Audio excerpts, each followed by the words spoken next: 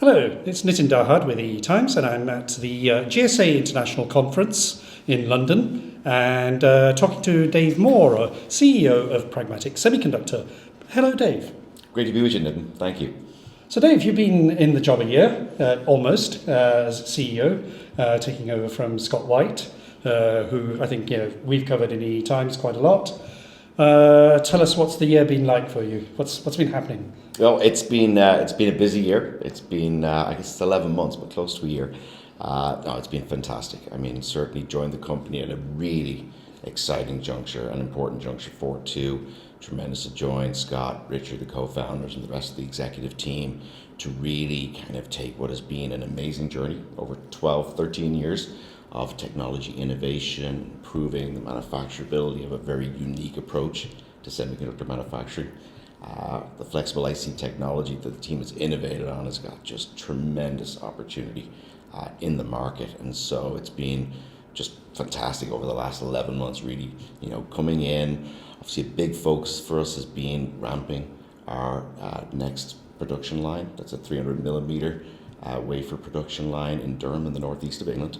That's the UK's first 300 millimeter wafer fabrication line, and so very exciting times, very important times for the company. That line is now going to ramp this year to full production and start servicing customers globally, worldwide. As you know too, we just closed our Series D, first close of our Series D raise, which was the largest venture capital raise for semiconductors. Remind us how much that was? It was $230 million.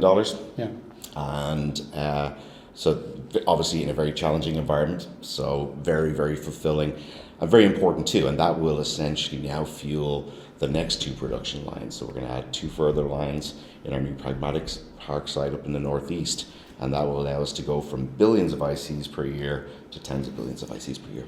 And let's put this into a bit of context, because one of the things you promote is that fab in a box. What exactly is going into those fabs? So a flexible IC essentially is an ultra-thin, flexible, low-cost, and very sustainable in terms of its So it's printed footprint. electronics. It's actually a thin-film transistor technology, Okay. but it's manufactured on standard 300 millimeter semiconductor tools. And so Right, you have okay. very much the same tools as you will see in various parts of a silicon fab, but essentially we've revolutionized the approach to manufacturing. So the materials obviously very different, less intensive, but therefore that allows us to create really a significant production cost advantage.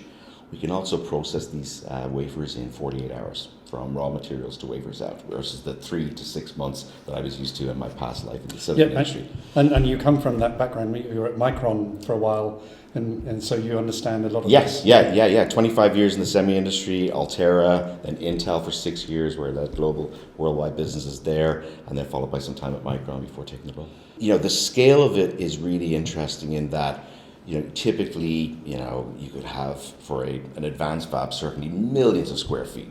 And obviously, significant, tooling across a large area. Our fab in a box is literally a fab in a box. So our clean room is a state-of-the-art clean room, but it fits in 600 square meters, and yet can still produce billions of ICs per year. Okay.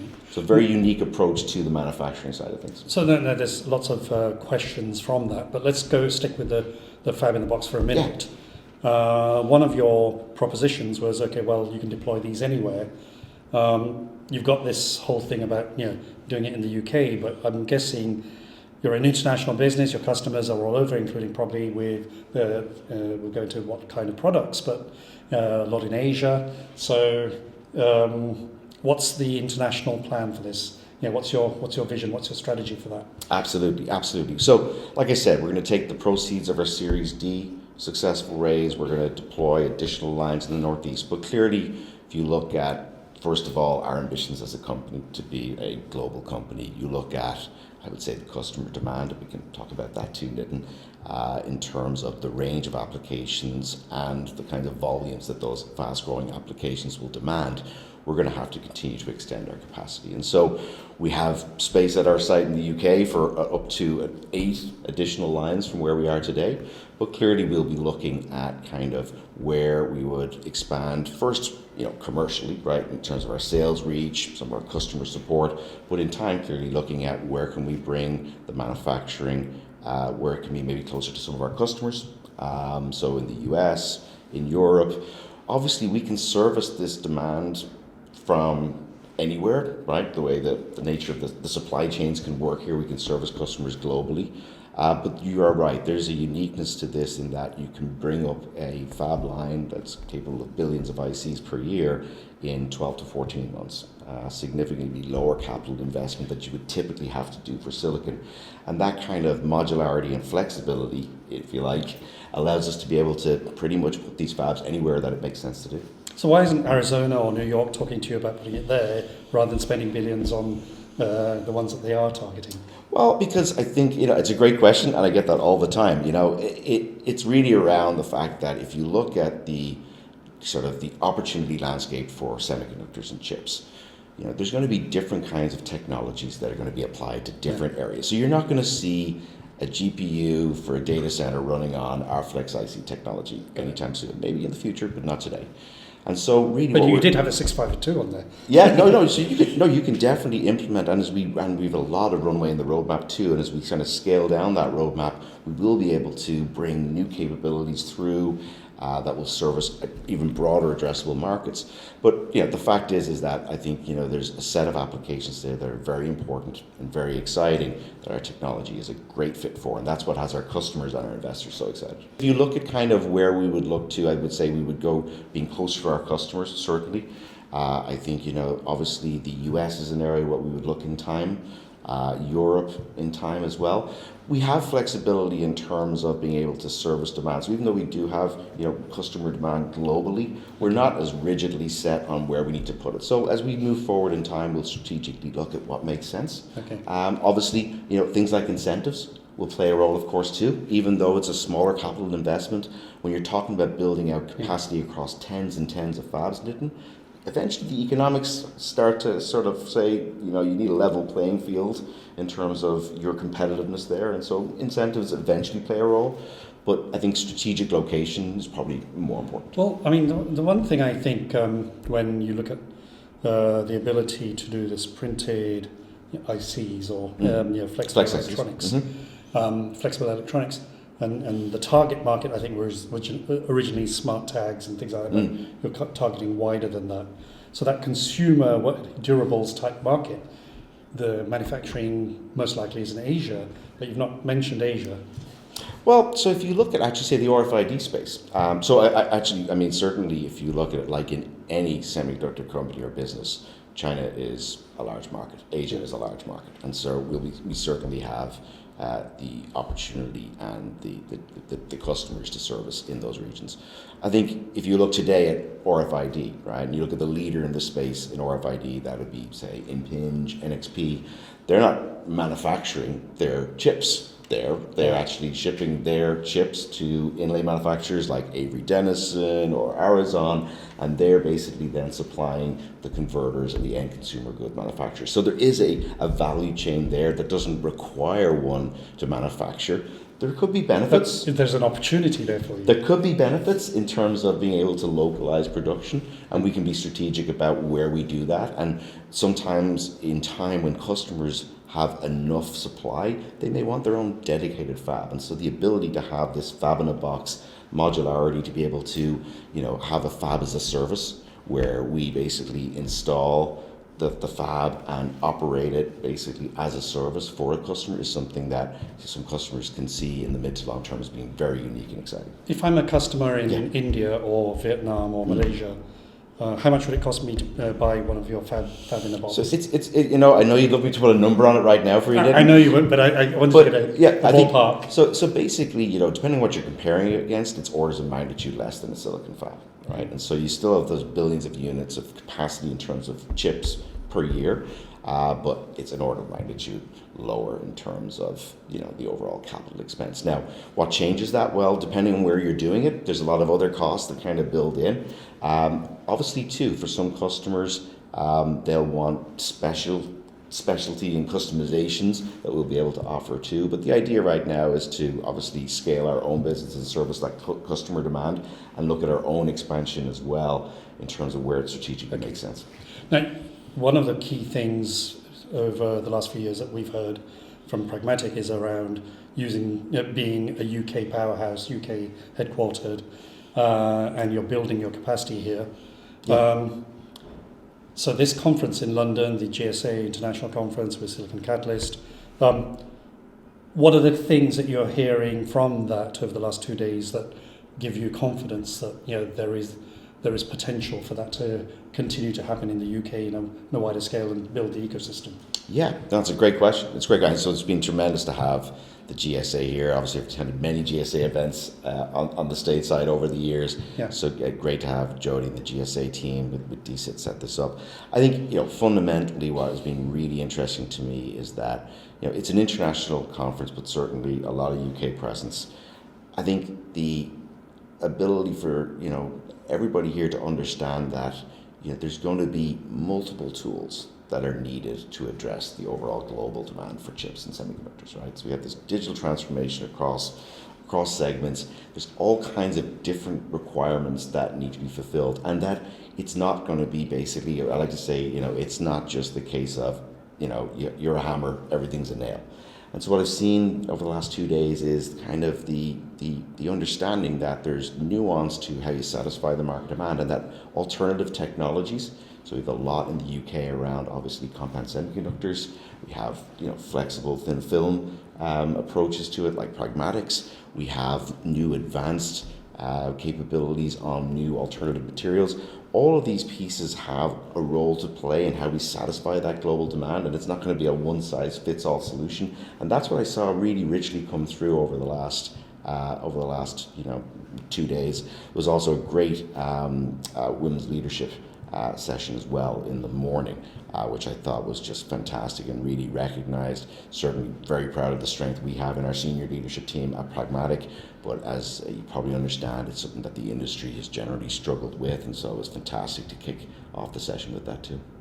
And in terms of now your markets, we didn't touch on it, I just touched on it a little bit in one of my questions, but what are the key opportunities for you in the industry, both UK and globally? So key up in terms of customers and applications? Yes. Yeah, absolutely. So I think, at the end of the day, Nitin, we're a foundry. So just like TSMC, UMC, Intel now offering foundry services, basically, fabless companies, product companies can come to us with their design. They've developed on industry standard tools. We take their design, we manufacture it, we send them back the chips. So nothing fundamentally different, except the technology is different, the cycle times are much faster, it's lower cost, etc. For us, though, we have an opportunity to service what we see as some really exciting near-term demand in some specific areas of the market, or radio frequency identification. Obviously, top of those seats, smart tags, that's exactly right? Yeah. A huge opportunity to bring item-level intelligence to all manners of applications, be it... So what people talk about is edge intelligence, so you're talking about item-level intelligence in terms of small even ML, beyond ML, that tiny ML on, on devices. That's exactly right. So you always get your cloud, you've got your edge. There's another layer that sits in behind that, that's basically at the item device level, where basically every object on the planet could become a smart object. And so our technology is really uniquely positioned to be able to embed that connectivity and basic intelligence at a cost and a sustainability point that just wouldn't be possible, right? So think like reusable packaging, right? The challenges of track and trace across the supply chain for the garment industry, right? So it's a huge push to be able to improve visibility. It helps in the efficiency of stock management, but it also helps in terms of some of those circular economy initiatives, return schemes, things like that. So if you can embed intelligence into smart tags, into packaging, you can do a lot, not just for the efficiency of business, but also for sustainability too. We've been hearing that mantra for a long time in terms of being able to make everything intelligent, not just from you, but from a lot of people in the industry. Why is it not here yet, or what does it need? Is it something like an Apple or a Tesla moment to to have that really take off, or is it already taking off? Are you seeing it? I think, I'm seeing that basically there's obviously a fueling of this. I think you're right. There's been talking about it for 10, 15 years in terms of Internet of Things and things like that. I think the Internet of Things is still in its nascent kind of chapters in terms of really having the impact it's going to have. AI is obviously going to fuel this as well, right? And so AI needs data. It needs to be able to run on connected objects and data. I think that's a lot what we can bring through. So those smart connected physical objects can actually kind of channel into providing visibility and efficiencies that otherwise I think would be very challenging without kind of bringing chip technology to bear. So there's certain gaps. So for example, when we look at this item level intelligence, you can't go and add chips to every object on the planet, especially if you're trying to solve net zero kind of challenges, because all you're doing is adding carbon footprint to the object in the first place. So there's a real opportunity here to look at more sustainable approaches to providing that item level intelligence, also at a cost point. I think one of the challenges of a lot of these models has been the economics of it. They create barriers, right? So even with regulation like we have in Europe, it's called digital product passports. Yes. And that's set out to define the supply chain and visibility throughout it. There's a regulatory push on that. There's a regulatory push on waste reduction.